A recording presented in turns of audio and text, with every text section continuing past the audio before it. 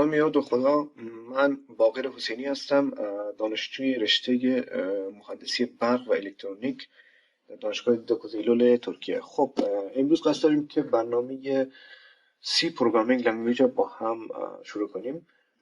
برای این آموزش من از کتاب سی How to Programming ادیشن ششم از او استفاده میکنم.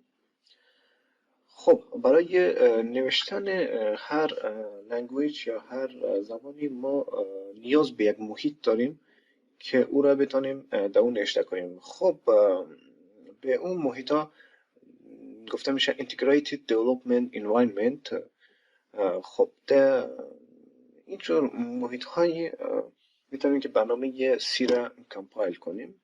خب برنامه های مختلفی هست برای سی، فقط لازم است که شما در اینترنت IDE for C نوشته کنید و برنامه های زیادی میآید. از جمله از اون برنامه دیو C++ هست که من خودم استفاده میکنم. خب در کنار از اون برنامه سی لایون هم هست. برنامه سنگینی هست ولی قابلیت های بیشتری داره. خب الان با هم دیگه برنامه رو شروع میکنیم. قبل از همه نیاز داریم که یک فایل برای خود باز کنیم، سورس فایل. یک صفحه مثل این باز میشه. خب در قدم اول باید یک کتابخانه برای پروگرام خود تعریف کنیم که اولین چیزی که ما باید تعریف کنیم include html.h هستم، یعنی کتابخانه استاندارد اینپوت آوتپوت که توابع مختلف را تعریف میکنه، از جمله printf، scanf و توابع دیگری که در ویدیوهای بعدی با هم اونا را میآموزیم. خب در اینجا باید یک مین فانکشن تعریف کنیم. یادشون باشه که پرانتز هم همیشه باید بذارین و وقتی یک توابع را باز میکنیم همیشه باید او را بسته کنیم مثل اینجا. خب اینجا میخوایم که توابع printf نوشته کنیم. دقت کنیم که اسپل توابع باید خیلی دقت کنیم. فقط کافیه که یک حرف جا بندازیم، سیستم خود به خود ارور میده، یعنی کمپایل نمیشه. خب دو تا باز میکنیم و مثلا هلو نوشته میکنیم. خب اینجا یک بکسلش n نوشته کنم. بکسلش n یکی از قابلیت خوبی داره که میتونیم از قابلیت ها استفاده کنیم، یعنی نیو لاین میشه. خب اینجا کمپایل میکنیم هلو ورد، میبینیم که یک قسمت یک لاین پایین رفته.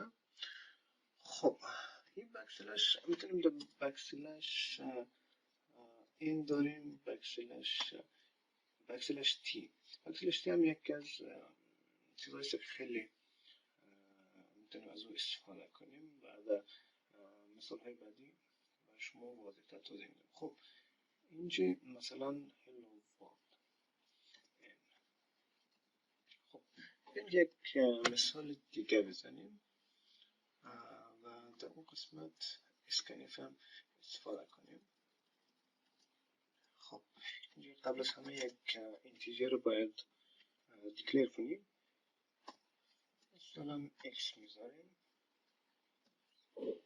بعد از اون میگیم که enter and integer. خب اینتیجر که امیدوارم همه شما بدانید، یعنی اعداد تام میشه، مثلا 1 2 3 4 -5 -10 اینا کلا اینتیجر هسته، یعنی تام هسته، اعشاری نداره. خب اینجا یک نیو لاین میذاریم و اسکن اف و یک چه میذاریم و علامت آمپرسند برای آدرس استفاده میشه.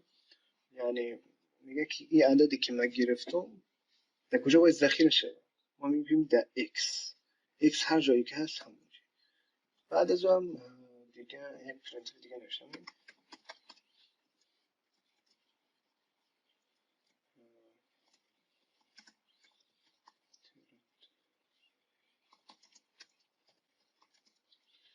is.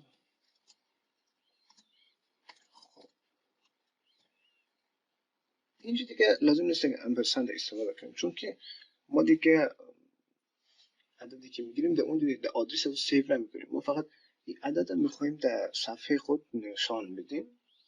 خب این قسمت هم بعد از اون return 0، چون که این قسمت میبینیم اینتیجر استفاده کردیم در فانکشن مین. اینتیجر یعنی همیشه یک عدد برگشت میکنه. اگر در این قسمت void نوشته کنیم اینجا لازم نیست که ما ریترن 0 رو نوشته کنیم، ولی اگر که اینتیجر نوشته کنیم این ضروری هست که باید ریترن 0 رو نوشته کنیم. خب الان برنامه خود کامپایل میکنیم. خب میگه اینتر ان اینتیجر میرسون 25. میگه اینجا your integer number is 25. خب این روشی هست که در این قسمت ما تابع printf و اسکنف با هم کردیم. خب بیان که چند تا عملیه مثل جمع، تفریق و مود در همینجا با هم کار کنیم. خب چند تا اینتیجر دیگه مثل y و z با هم معرفی میکنیم. خب چیزی که باید اینجا خیلی دقت کنیم این است که سعی کنیم همیشه از حروف استفاده کنیم برای دیکلیک کردن یا معرفی اینتیجر. خب اینجا 3 تا اینتیجر ما معرفی کردیم x, y, z. خب اول که میگیم اینتر ان اینتیجر یا اینطور بگیم اینتر ان اینتیجر. بعد در این قسمت هم می نویسیم enter another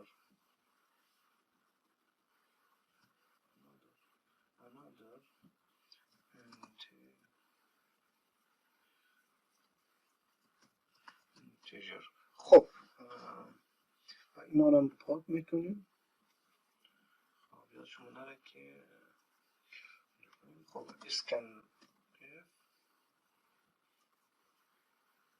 خب عددی که وارد میکنیم این قسمت هم کدام میخوایم که عدد وارد شده، عدد دومی که وارد میشه در کجا سیو شه. ما میگیم که آدرس میدیم، آدرس در وای سیو شه. خب این قسمت بسته میکنیم. خب در قسمت عملی جمع مثل میگیم z مساوی x جمع در y. خب x در جمع در y در مساوی با z میشه. خب الان چند تا اینتیجر دیگه معرفی میکنیم یا بالا معرفی کنیم من میشه. خب مثل a و b. خب میگیم a مساوی با x ضرب در y. یا شما که سیمکارن به آخرش حتما بذاریم و بعد از اون بود میگیم b مساوی با x تقسیم بر y و بسته میکنیم. خب اینجا میگیم خب نوشته میکنیم printf و این قسمت هم x جمع در y مساوی با اینجا چی میذاریم و مساوی با z. خب بعد از اون یا شما یک خط نیو لاین بریم پرینتر بعدی رو هم نوشته میکنیم و میگیم x ضرب در ضرب در وای مساوی با a میشه و دوباره یک نیو لاین میذاریم و اینجا نوشته میکنیم a. پرینتف بعدی هم به همین عنوان x تقسیم بر y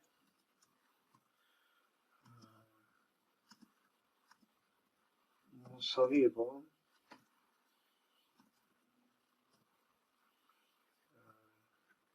یک نیومای دیگر رو نوشته میکنیم مساوی با b.